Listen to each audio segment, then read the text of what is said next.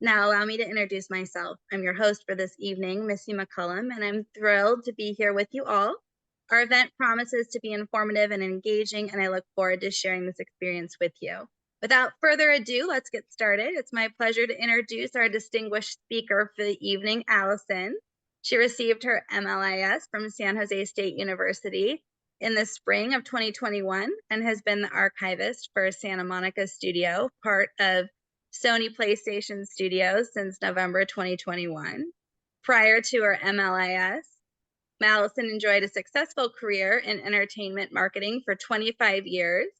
She is an active member of the Society of American Archivists, currently serving as the regional representative for the Lone Rangers section and the Society of California Archivists, where she is the newsletter layout editor for the Publications Committee. Alison also has fond memories of her time as the chair of SJSU, as we call it, SAASC or SAASC, and is excited to connect with everyone on their MLIS journey. So without further delay, let's warmly welcome our speaker, Alison, and we'll begin shortly after our introduction. Thank you again for joining us, and let's make this an informative and active session. Thank you, Alison. Thank you, Missy. All right, let me share my screen with everyone. All right, so as Missy said, I am very excited to be back. When I was at SJSU, I was definitely involved in SAASC, and it was a really great experience. So I'm happy to be back and talking to all of you here. So if you are just joining, we've asked people to post the game that they're currently playing or their all-time favorite, if you're like me and don't play a lot of games, in the chat, and just share kind of what your love of video games is. So while everyone's kind of checking out everyone's favorites, I'll get started. So as Missy said, my name's Alison, Alison Quirion. I use she, her pronouns, and I am currently working as a contract archivist for Santa Monica Studio, who you may know for creating the God of War video game franchise. They are one of Sony's internal teams dedicated to making games for the PlayStation Studios division. My journey to get here is pretty much the story of a career change late in life. I graduated with my bachelor's in 1992 in communications, and shortly thereafter, I landed a job as a copywriter for a small video game publisher. And that was the start of a 20-plus year video game marketing career. I then made a lateral jump into movies, working in marketing partnerships at a movie studio until 2018. I was laid off. I thought, well, if there was ever a time to make a career change, this was it. I was feeling a little burnt out. I had always had this sort of naive view of being a librarian and how lovely it would be. So I signed up for San Jose State's MLIS program and started that in January of 2019. And then in spring of 2021, I got my degree. I started my job search and had the, come down to earth experience of realizing I didn't have a lot of the direct library experience or archives experience required by most traditional institutions. So I shifted my search towards more of a corporate world bent, looking at a lot of digital asset management jobs or metadata roles. And when I saw the posting for archivist, it was associate archivist actually at Santa Monica Studio, I was cautiously optimistic. I thought, I mean, how many applicants with a grad degree could also have past work experience in video games? And it turns out it was, at that time, it was just me. I was the only one that applied that had both of those things. So that plus a little kind of gamification of my corporate resume got me a call from the recruiter. 2 months and 2 rounds of interviews later, I was hired. So this is a new role for the organization, and I have a lot of leeway to kind of make it up as I go.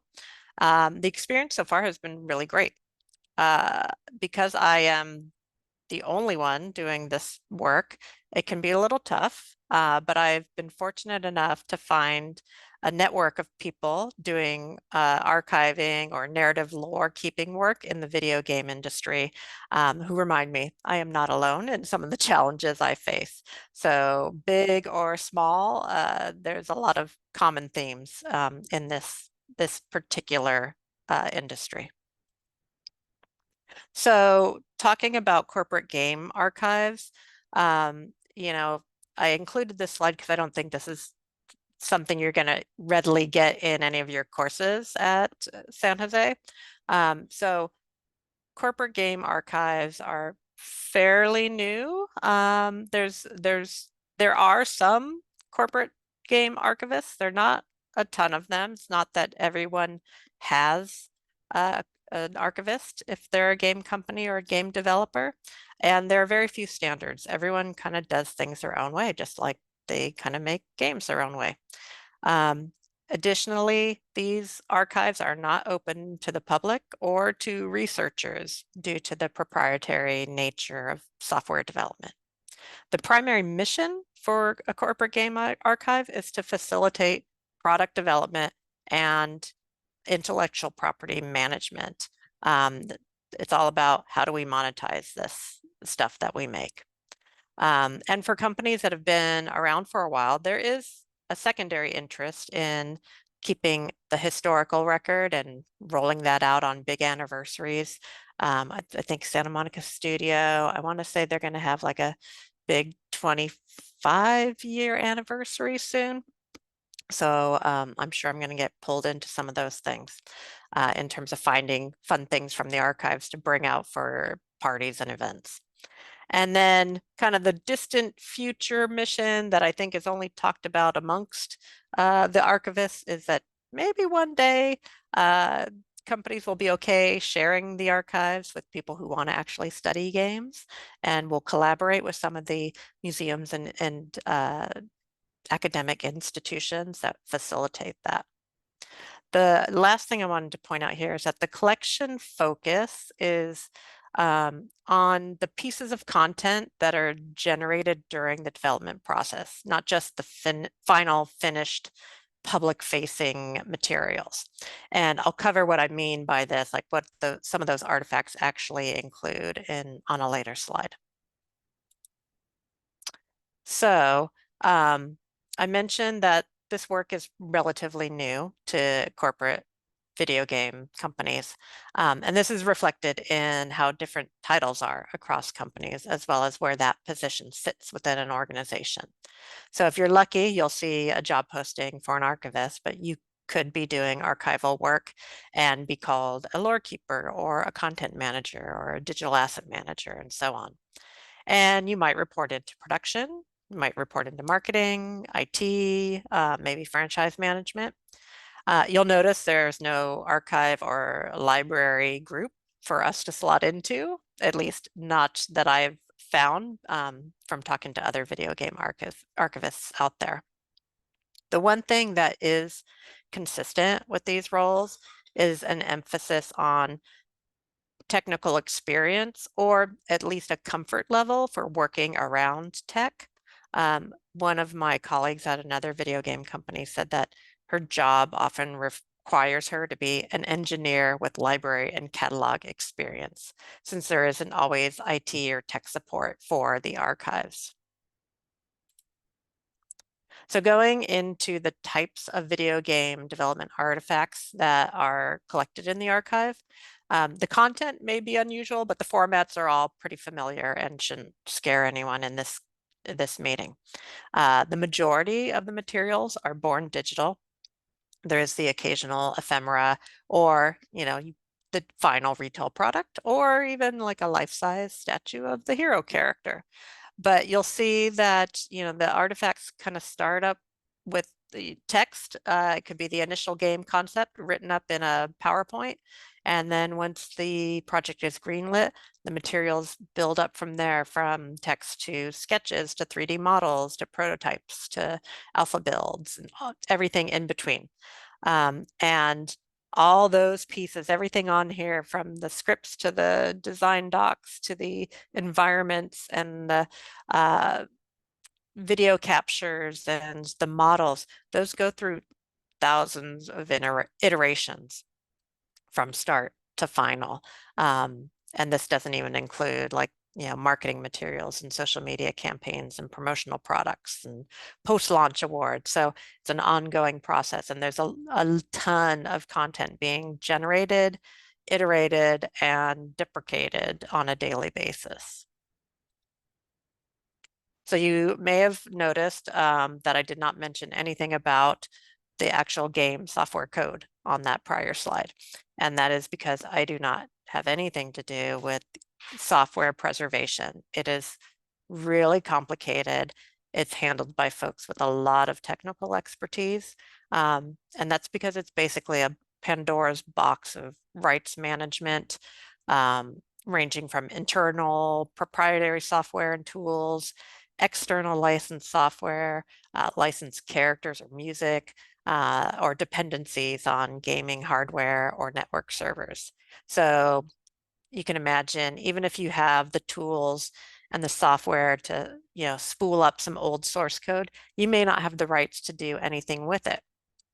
Or if you're hoping to bring that old game out on a new platform, again, even if you have all that code and you have those old tools that made that code work, the work required to update everything to meet new system requirements and standards may not be worth it. The best you might get is, taking some of the old layered Photoshop files and up-resing them.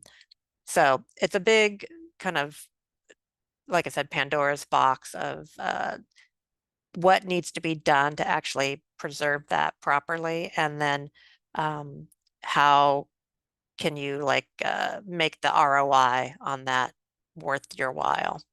So while I do have like a collection of disks and hard drives and finished retail games, there is actually a separate software preservation team within Sony PlayStation Studios that's tasked with the long-term care and access of game code. So next, I thought it would be interesting to look at my job as it was described and what I applied for, and then what it actually turned out to be on a day-to-day basis. So this is sort of a good example of, when you're looking for a job and you see a description that you're like, I'm not sure it's an archivist job, or I'm not sure I'm qualified for it. So the main description of the job is that the associate archivist will organize, track, and update information for the narrative content of our games. They will also work with our lead writer, game director, and other creative partners to ensure that we have a central depository of all our in-game lore, which is always kept up to date. So I read this, I thought, all right, the general description sounds great. Organize, track, update, I can do all that. Central depository, sounds like an archive to me. Move ahead. Next, the responsibilities you'll see are heavily focused on story and a narrative, but again, it's still talking about organization, documentation, and structure. But I'm not quite sure what they meant by contributing to the narrative development of the game story. It could mean providing reference to the writing team, could mean doing research, but who knows? It could mean writing narrative for the games. Not sure what that actually entails. So then we move on to the requirements for this job. So now this is where things get a little sketchy and you start wondering, should I even bother to apply? How much enthusiasm is required? I may not be a gamer, but I have enthusiasm for gaming culture. So what is the level? Is it a little bit subjective? Knowledge of contemporary gameplay and narrative design. I don't know anything about narrative design. And then ability to adapt style to match the project's current tone and character voices. Why would I need that? What exactly am I doing where I need to adapt my style to match character voices? That sounds a little frightening. Now, the other requirements, they're all within my experience and skill set. quick turnaround and fast-paced environment. These are kind of basics of working in a corporate setting. You need to be comfortable with switching gears on a dime. And it doesn't mean that you're expected to work all hours. It just means you need to be able to reprioritize your work, and if necessary, make sure your manager is aware of the impact to other deadlines when changes happen. And then the last piece was preferred experience, having an editorial background, and that was something I definitely did not have.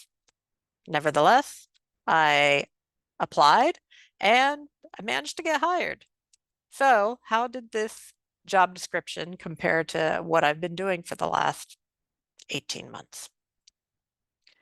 So my day to day, well, first we'll start with the beginning. When I started, I spent about the first 6 months generating and organizing story summaries in game lore, kind of laying the groundwork for what might be needed for a larger database or depository of materials. It was pretty much aligned with what the job description included. So I basically collated all the game lore of all the God of War games since the first game launch.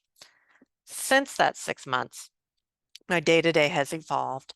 I spend a lot of my time interacting and coordinating with the writing team, but I also spend a good chunk of my time sitting in meetings and with other project leads and kind of listening for opportunities to help the team with information organization and distribution, and listening for details on things where I know I might be able to help, um, and organize their materials, or kind of tag things for like, oh, we should be saving this for the long-term archive.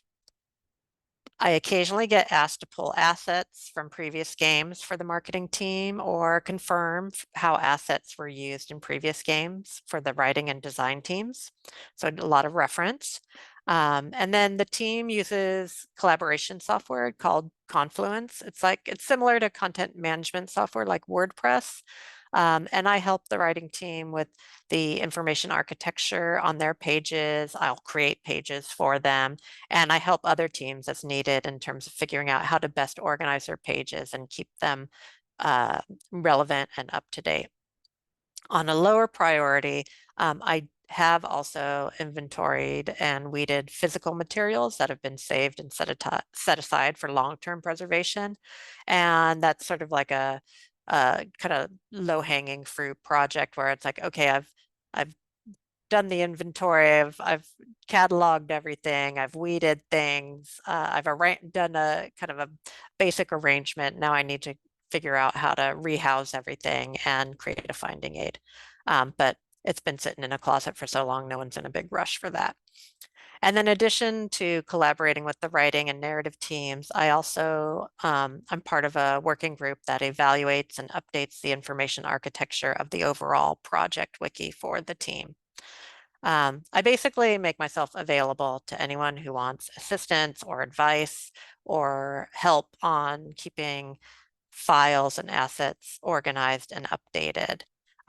It's good for me to be involved with as many as possible, because again, I sometimes will learn about things that I think, hey, would be a good thing to set aside and make sure we keep for the long-term archive. So while it's not a perfect match to the job description, the organization has really allowed me to do what I feel can best support team goals. And as a contract hire, it's up to me to demonstrate my value to the team. And so far, this hasn't been too tough, considering the role is new and everyone is really excited to have someone help them. Um, so far, it's been great. There's no like major expectations, so people have been open to letting me kind of make it up as I go along. So far, there are some challenges to the work doing video game archival work that I think are unique to video games, but feel free to tell me if you experience some of these similar challenges in your own work. The biggest one, I think, is just the nature of the creative development environment. So video games are big budget projects. They employ a lot of people. They're all racing towards a hard deadline. So they're constantly iterating and deprecating, as I mentioned, and that brings the challenge to me of what do I keep? I don't need necessarily need to keep every version of every document or every plan. I just need to preserve the ones that I think are going to be most meaningful. Figuring that out is not so easy. And then figuring out how to preserve the context of those things that are on the cutting room floor is also important. I have to try to figure out how to say why I'm saving this because materials, just because something's been discarded for one game doesn't mean it doesn't have value in a future game. So if it was a good idea that just was out of scope, it might be something that the team on the next project would like to reconsider or introduce into a game. The next thing is the integrating into existing workflows. So as I mentioned, everyone's working towards a deadline. Introducing anything that slows down the process is really kind of frowned upon. Like I said, everyone's excited to have an archivist. They are less excited about having to learn a new system or changing their workflows. So what I've tried to do is I've basically had to learn their existing systems. So Confluence, Jira, Perforce, none of these are archival software solutions, but they are tools that the team uses on a daily basis. So my approach has been to try to help them improve their existing workflows and tools, document best practices, and create guidelines for things like file naming and folder structures, as well as creating routines for assessing the documents that they make to ensure that everything is valid and the most current form it can be. And then it's a highly confidential organization, right? So I can't really use any type of open source solution for my long-term database proposal. Well, there are a lot of commercial options out there that maintain secure measures. I would have to first win a budget battle to use something that maybe doesn't completely meet the needs of my users. And while a lot of the people I've met that are working at video game companies doing similar work, they use digital asset management systems to manage their collections, but they all have stated that they're not perfect for what they need. They tend to be focused on how do you monetize those assets externally versus how do you make them a resource internally. And then there's metadata. Almost every franchise requires some level of local vocabulary that needs to be organized and documented. Even shared industry terms are not documented as a standard yet. And there is often the issue of one part of the team using a word differently than another part of the team. They tend to use a lot of generic terms as well that can be confused. So from a technical standpoint, they might be talking about a bug in the code, but then the narrative team might be talking about an actual insect type bug in a game, and then we start mixing things up. That said, to no one's surprise, I've encountered a lot of the same big issues that I heard plenty about during my MLIS program, and I've heard plenty about at different conferences. So even in the corporate world and in the video game world, there's never enough time, staff, budget, resources to build, maintain, or grow an archive to the levels of that which we aspire to achieve. All right, so that covers part one of my presentation. Missy, was there any question that you think I should answer now before I jump over? I Or do you want to wait to the end? I haven't seen anything in the chat that I think we Okay, need to address, but if perfect. anyone has anything that they feel really strongly about, I think we can wait until we get to the Q&A. Great. All right, I'll keep going.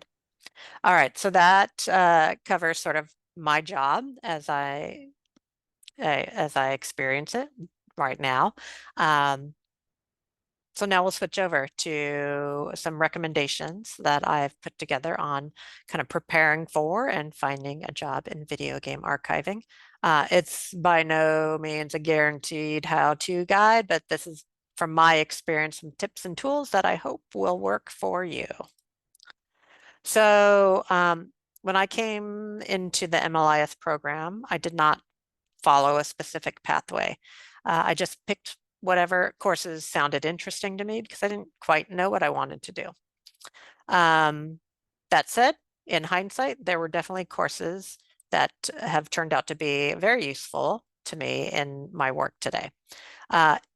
Info 202, even though it seems super basic, it's really useful because one of my big roles is at some point coming up with this depository slash database and understanding how people search and retrieve and kind of what the back end of that looks like has been really helpful.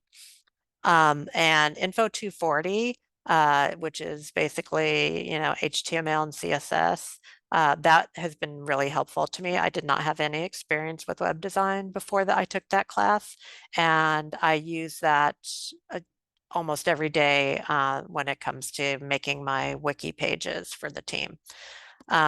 Archives and manuscripts, the Info 256 was great because it gives you the kind of the soup to nuts overview of dealing with archives.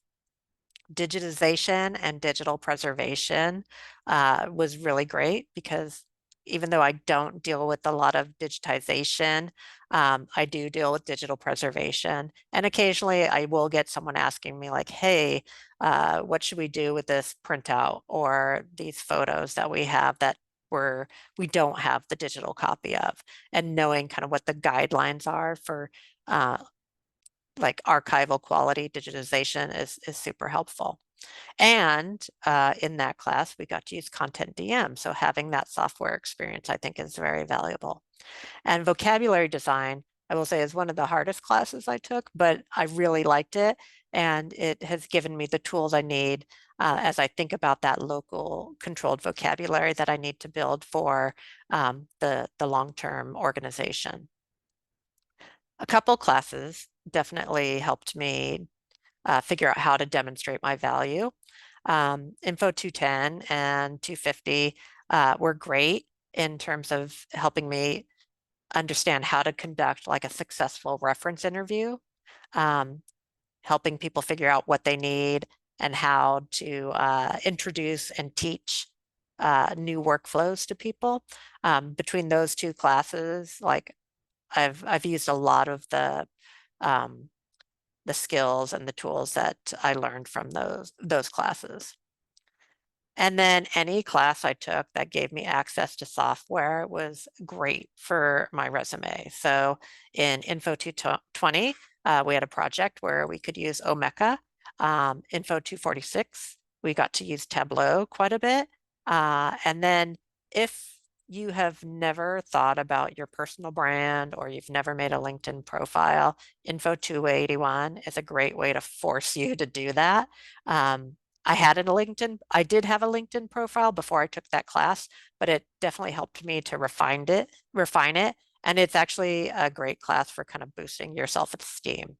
You do a lot of assignments that make you feel really good about yourself. Now, on the flip side, there were a couple courses that I had some strong feelings about. I was very excited to take both the metadata course and the digital asset management course. My impression at the end was that both courses were way too kind of general. You kind of just got this sort of really like top level skim of what both things entailed. They just weren't the assignments really, for me, were not in-depth enough. For the cost of a 3-unit course, I wanted more practical experience. Instead, it kind of just touched on everything lightly. It's fine. They were both good courses, but if so if you don't plan to pursue a role with heavy metadata or DAM responsibilities, it's great. But if you do, these aren't really going to help you much. In hindsight, if I had known that I was going to get into video game archiving, I would have probably tailored my courses to look more like the digital services, information organization, or the data science pathways, and taken more courses that were technical or coding based. While there's no like video game archives focused courses that I saw when I kind of quickly scanned the course list recently on the SJSU site, there is some crossover between kind of video game and film archives. So I know there is that one film collections course.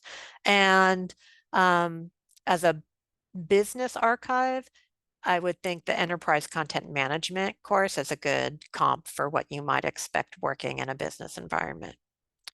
Some other tips I have, I would suggest looking for courses that include making something versus writing a paper about something. And while it might be kind of scary and put you out of your comfort zone, at the end, you can add that experience to your resume. Like, I have used this software. I know how to put together a metadata schema using a specific schema. If you're interested in video game archives and you don't have a lot of digital asset management experience, there are some great like DAM certificate programs out there that would probably give you a better basis for understanding how digital asset management systems work. And then my last tip is I think SJSU has tons of really cool 1-unit courses. But if you are on the fence about taking one because either you've already satisfied the competency or you just don't have enough time or money, or it's only offered on, in a semester that doesn't work for you, I would suggest looking for similar workshops on those topics, either through like an ALA or SAA, any of the associations. They can teach you what you need to know, and they might actually cost less than what it would cost to take the 1-unit course. So now we get to the hard part, finding and getting the job. So as you search for jobs, don't forget to include a lot of different terms. These aren't typical roles for video game companies, and it might be the first time a company is hiring someone to do this work. They might think they know what they need, but they've never written up a job description for it. So look for things like librarian, digital asset manager, lore keeper, narrative historian, all these things. And then once you find a job you're interested in, there are a few rules you should keep in mind. First one is you're going to need a corporate format resume, not an academic format resume.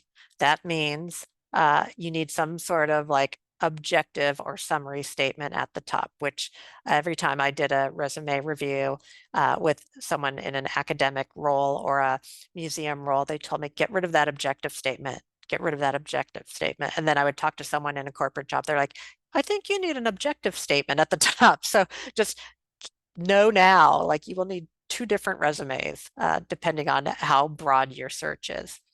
It's okay to have a functional formatted resume. It's just not always familiar to people in the corporate environment to look at that format. So if you can do chronological, that would be better. So you'll have your objective, then you'll have your experience. If you think your work experience feels light, include your volunteer experience in there. Don't worry about it not being a paid job. I mean, if you feel the need to identify it as like a volunteer, that's fine, but put it in your experience because it's experience. And then your education, you can put a skills section in after that. So that's the place where you can say, like, these are the different software systems I have experience with. and then put your education at the end. So almost the opposite of what you would do for your academic resume. And just make sure you incorporate as many words from the job posting into your resume. Um, I know it's time consuming, but honestly, you do have to tweak your resume specifically for each job you apply to. And then, but the good news on this is that you will probably never have to write a cover letter if you are applying for this kind of job. When I worked in video game marketing and I was hiring people, I never read a cover letter. I didn't want to see a cover letter. And applying for corporate jobs, this time around, I never had to write one. Second rule is do a little homework, do some research on the company and their main franchises. If the job description mentions working with tools like Confluence, Perforce, and Jira, learn what those systems are, kind of what function they serve. So even if you don't have experience using them, you may have used tools that serve similar purposes. Third, if you're interested in video game archives because you're a gamer, just make sure you balance that kind of fandom with your expertise. Some companies might actually require you to be a gamer, but you will make yourself stand out if you can also showcase your archival skills and knowledge. You can then be the unicorn in a pool of applicants. And then lastly, establish your network. If you're not on LinkedIn, get on LinkedIn, start building connections. In the corporate world, sometimes getting the job comes down to knowing someone or knowing someone who knows someone. So a few other things you can do to make yourself a stronger candidate is just become more informed about the games business. Read, follow a few industry journalists or websites so you can learn more than just what's coming out or what their review score was or who just dropped a trailer, but you'll know how companies are performing, who's merging, who's going out of business. You can learn like what companies have toxic work cultures that you want to steer clear of. And get to know the different associations and awards organizations. Like game developers love awards. So knowing that the company you apply to just won some awards is a good thing to know if you get that interview. And then there's plenty to learn just from following companies and people on social media. Just about every recruiter for every big game company has a LinkedIn profile that you can follow, and they are always posting the latest job openings. And then get to know the key figures that are at your hopefully future employer by digging through the company's social media channels, like who are they referencing, who's giving an interview, who's being tagged in their posts. Follow those people as well and get involved in the community discussion. They love to talk about their games, so talk to them. And then if you want to bolster your gamer experience and knowledge, you can look into contributing to a wiki for your favorite game or choose video games as the subject of one of your assignments at school. You can use that assignment as a reason to request an informational interview with someone in the industry. So doing a combination of these things will make you more aware of the business and culture of video games and will make you sound much more knowledgeable when you land that interview. So I pulled together a bunch of resources. I will post a link in the chat once I stop sharing of like a PDF that you can download.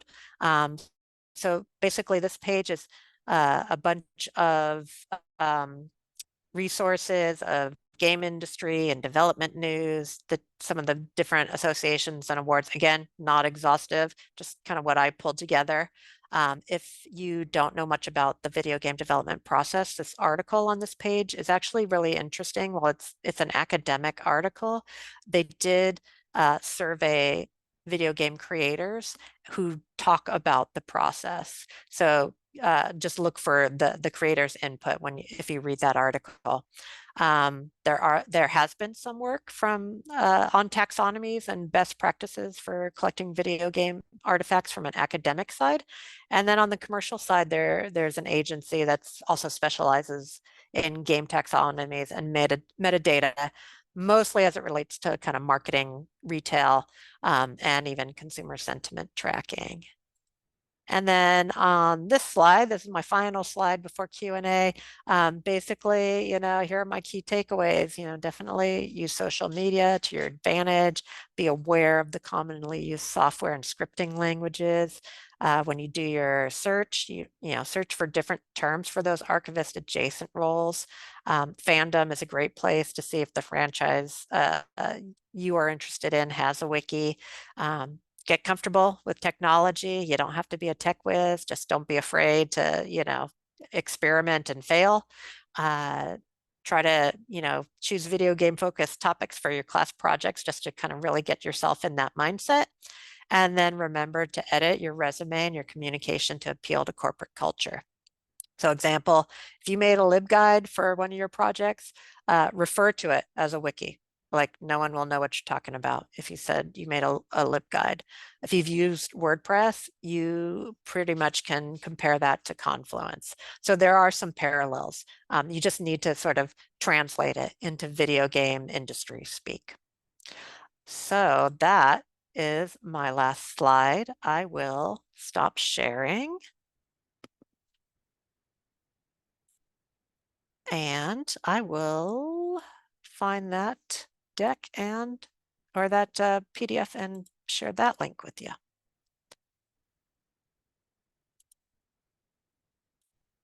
And answer any questions you might have. Awesome. Thank you, Allison. We will now move on to our Q&A portion. So if you have any questions for Allison, please don't hesitate to type it in the chat. It looks like we do have one so far. I saw. Looks like maybe a couple. Yeah, I saw one from Ryan.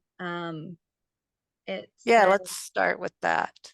So, so many of the video game assets that are partially or fully copyrighted by properties outside of the game maker. Yeah. I was wondering, have you ever encountered issues with managing, preserving assets like these, considering its copyright? So it may belong to 2 or sometimes 3 different companies.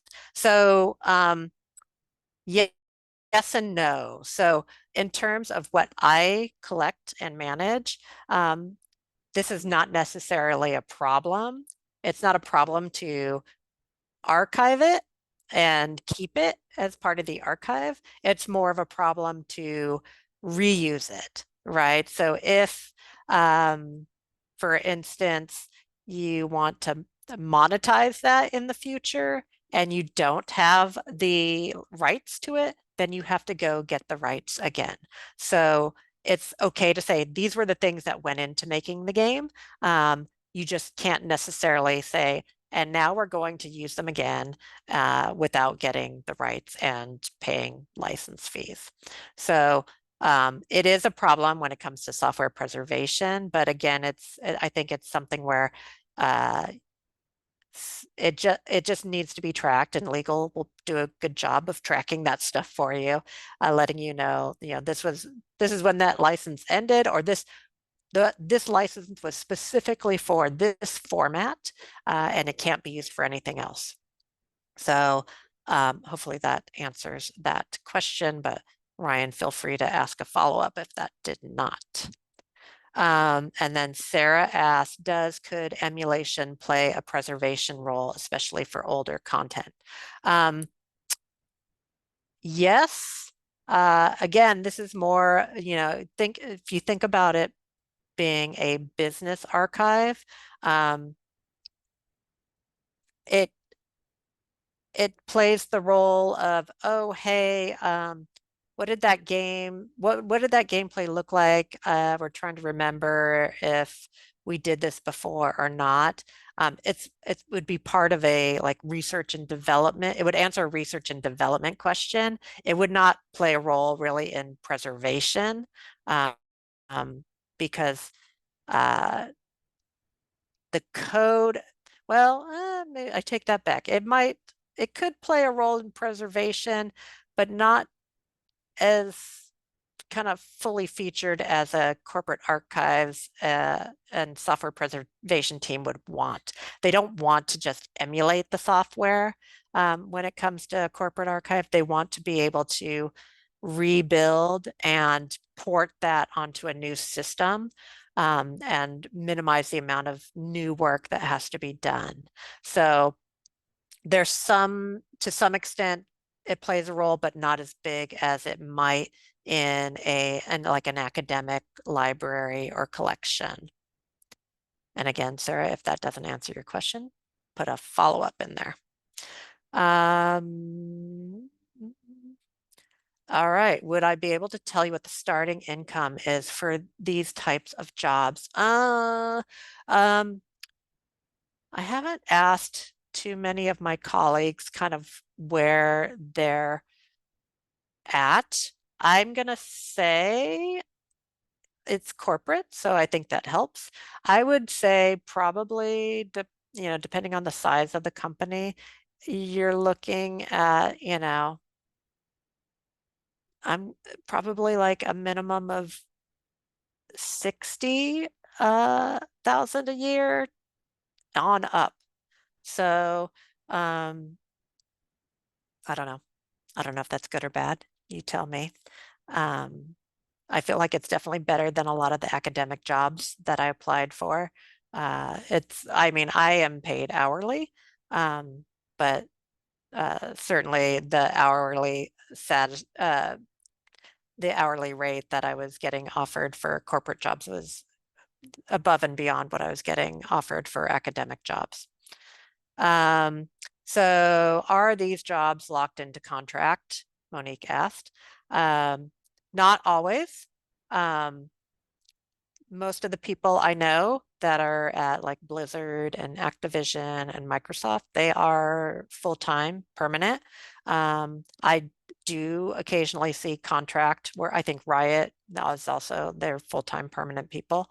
My job, I think because it's brand new role, that's why it's contract. I'm hoping they deem me valuable enough to convert me to full-time.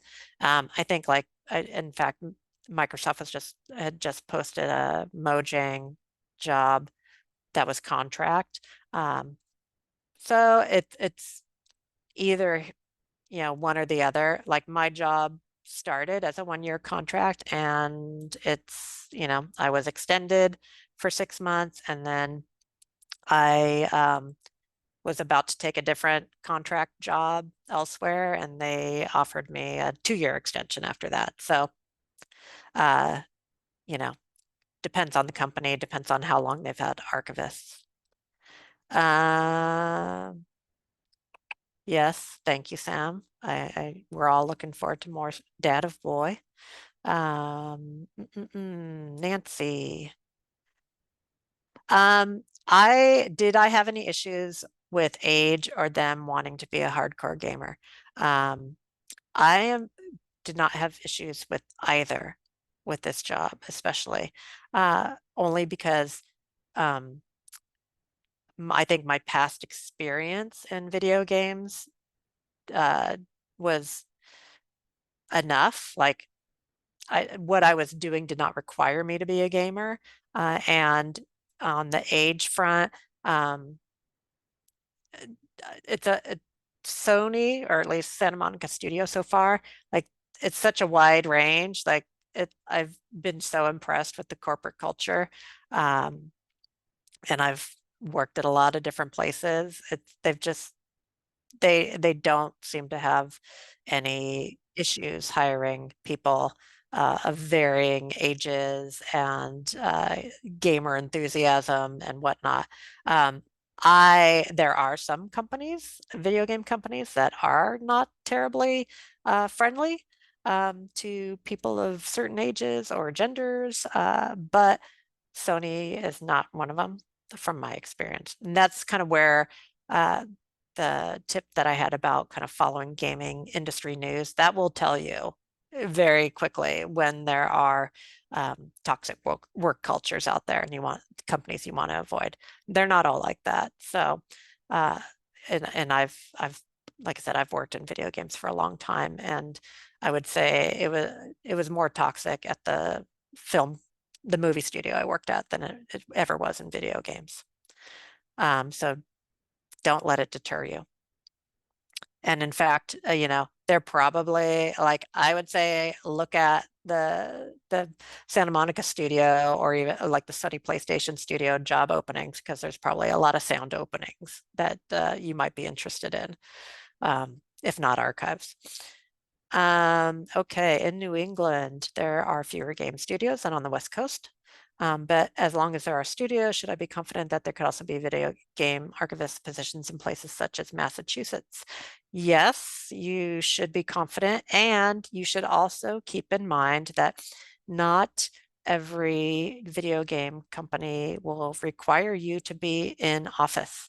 Santa Monica studio and all of the PlayStation studios are hybrid work environments. I work with people in Canada, on the East Coast, on the West Coast, Florida, all over the place. And they managed to finish and ship God of War Ragnarok with a completely dispersed workforce. So I think that proved to them that you don't have to be in the office to make it work. So I think there are a lot of remote positions out there that you would certainly be able to find.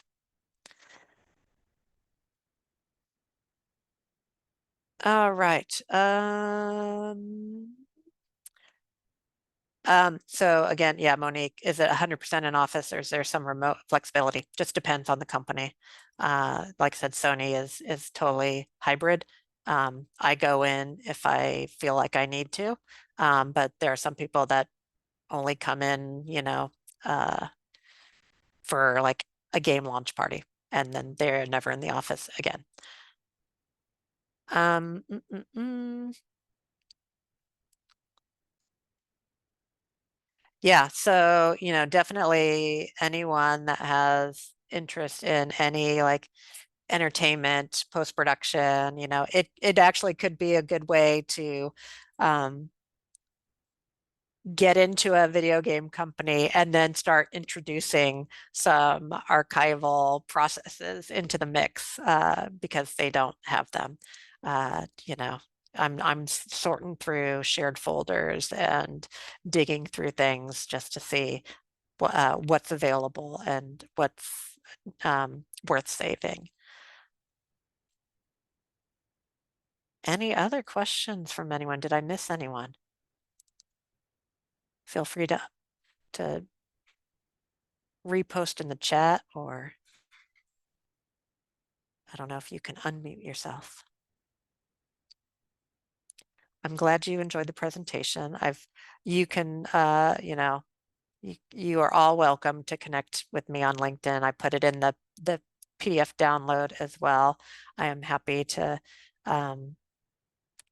give you any other advice, or, again, if like what I found super valuable was when I was doing my job searching, I did do a few kind of resume and cover letter reviews, one through VRA. I think I did another one through SAA, and that really helped me. I didn't end up getting an academic job, but doing that process, I went from getting zero response on my job applications to actually getting interviews at different academic institutions.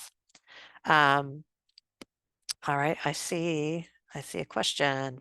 All right, you said you often tag things to save during the creation process. Do you collect and process materials throughout? Yeah, yes, I absolutely have to collect and process materials throughout. If I waited until the game was finished, I would either lose access to the person who made that material, or it would be, it could be 4 years after that material was made and no one remembers why it was made or how it was used, or if it wasn't used, or if it was the final version. So that's why I have to kind of keep track and be that kind of listener during those meetings to be like, oh, wait, oh, that sounds interesting. I should hold on to that. Like, how many, like, I can't tell you how many iterations of the storyline I've heard and read and seen. And, some of it's really great, and it's just the direction changes, and and the story has to change. So it doesn't mean that someone wouldn't be interested in reading that old story at some point. Yes, so marketing your MLIS experience along your prior experience is not always easy. But again, I think it's just figuring out how to integrate those job description words into your experience in general. It'll really be helpful. So at Sony, the question is it just you or other people on the archival team at Sony? So Sony is very siloed out there as an organization. So I'm in Santa Monica studio. They are separate from Naughty Dog. They're separate from Insomniac. They're separate from every other Sony owned development team. They do not live together. They do not share a lot. It depends on the type of sharing involved. I have yet to find another like archivist within this PlayStation Studios team. I have not been able to find someone at the larger Sony organization. I am the only one at Santa Monica Studio. Now I know like Guerrilla Games hired like a lore keeper recently, but I have yet to talk to them.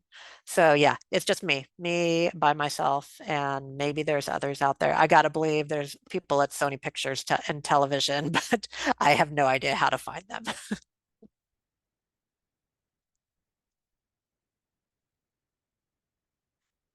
All right, Missy, you want to wrap it up? I don't know if there, feel free to post any other questions, but I think we're coming to an end.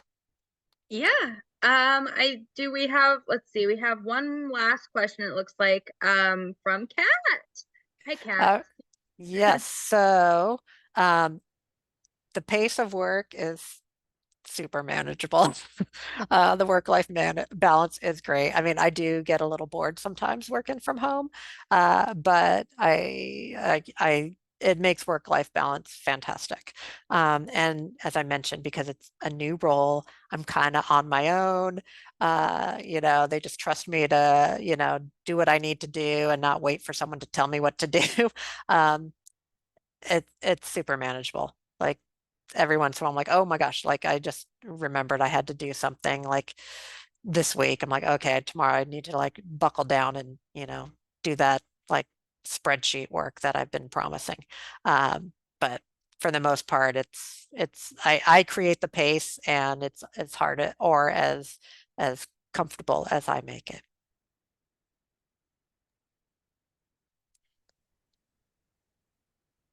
Thank you, Allison. This has been wonderful. I think if you can see the chat, everybody is Yeah, praising it you. was fun. It's I been mean, I love wonderful. Literally, this has been so much fun. You've been an amazing speaker. It's been a great event.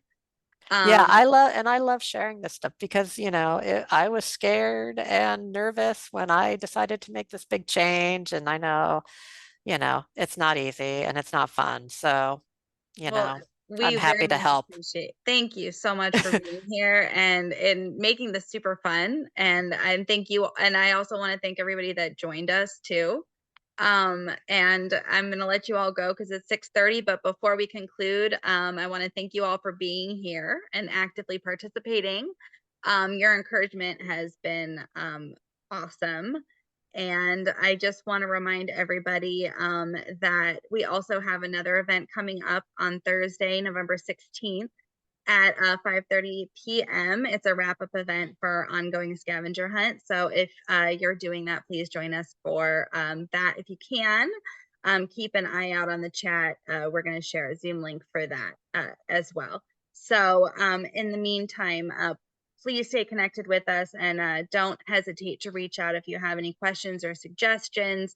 Your feedback is invaluable, and we strive to provide you with the best possible experience. Thank you once again for your time and participation.